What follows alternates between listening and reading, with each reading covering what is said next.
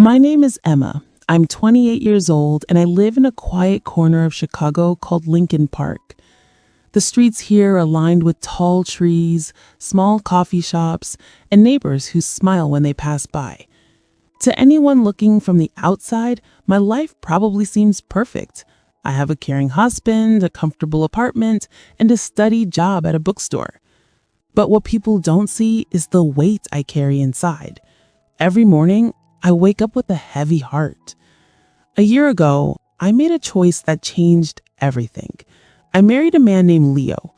He's 32, gentle, thoughtful, and always kind. On paper, he's the kind of husband most women would dream of. But here's the truth. I don't love him. I didn't marry Leo because of love. I married him because I was broken. My ex, Alex, had walked away, and I was desperate to move on. When Leo proposed, I convinced myself that love would eventually grow.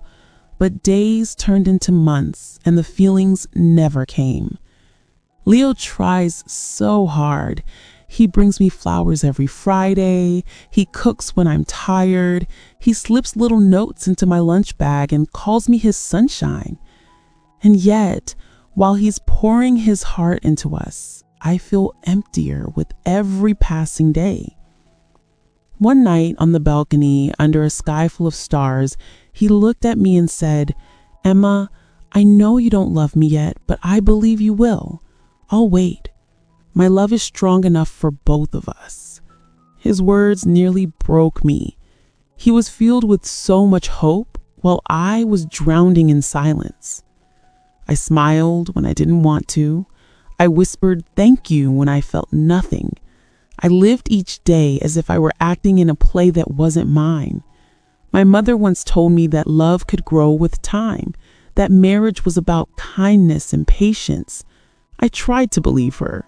I tried to wait, but the truth was simple. I felt like a stranger in my own life. Leo's kindness made my pain even sharper.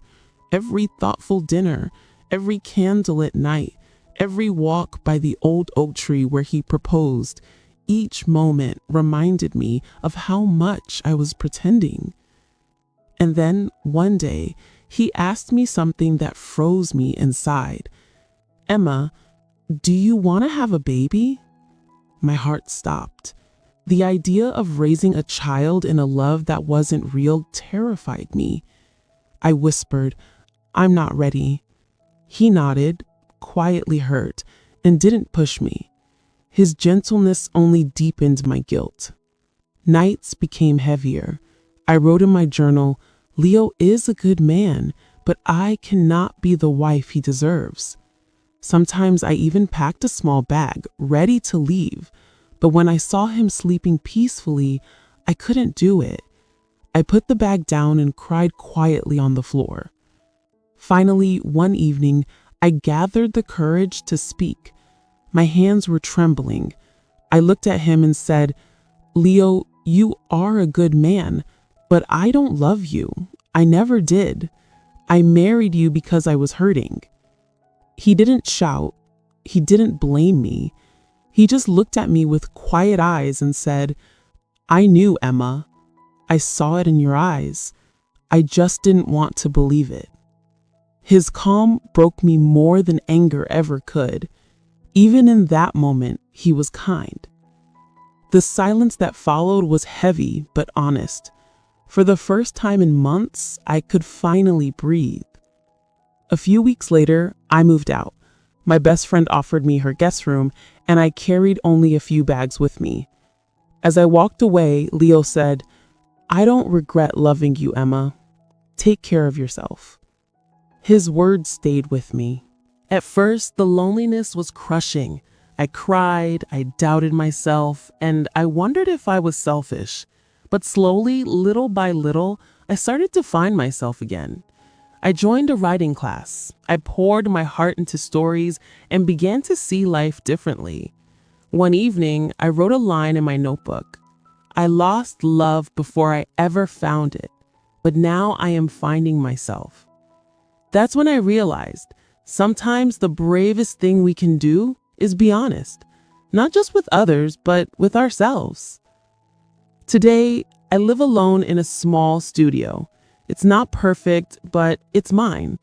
I make my own coffee, decorate with flowers, and smile at strangers passing by. Some days are hard, some nights are lonely, but I feel free.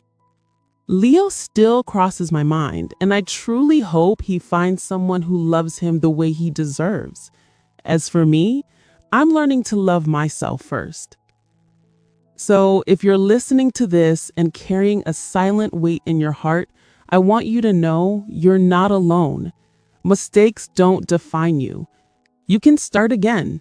Be brave. Be honest. Your heart knows the truth.